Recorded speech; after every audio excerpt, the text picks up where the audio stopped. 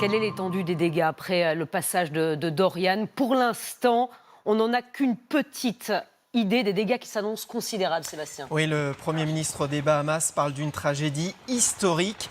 L'ouragan a tout détruit, tout emporté sur son passage, comme nous le montrent ces toutes dernières images.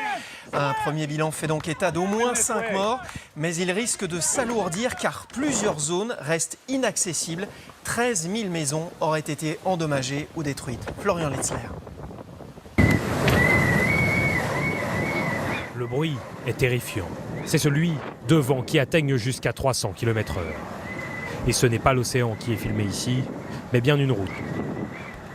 Aux Bahamas, l'eau monte. Enfermé chez lui, le ministre de l'Agriculture filme et commente depuis l'intérieur de sa maison. Voilà l'eau. C'est l'eau qui vient de frapper la fenêtre de devant. Pourtant, elle est en hauteur. Bien sûr, je suis déjà complètement inondé. Pour que ça arrive à ce niveau, il doit y avoir peut-être 5 ou 6 mètres d'eau au-dessus du niveau de la mer. C'est contre ça qu'on lutte. Il n'est pas seul. Cette vidéo en extérieur permet de mieux se rendre compte de la hauteur de l'eau. Certains palmiers sont presque complètement submergés.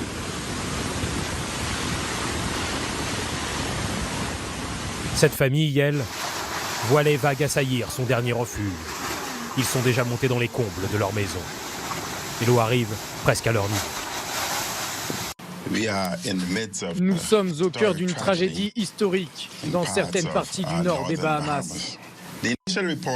Les rapports initiaux des abacus montrent que les dégâts sont sans précédent et étendus. C'est très inquiétant. Voilà les dégâts sur l'île d'Abaco, l'une des premières à avoir été touchée. Sur l'île de Grand Bahama, on s'attend à pire. Ça fait plus de 12 heures qu'elle est ravagée par l'ouragan.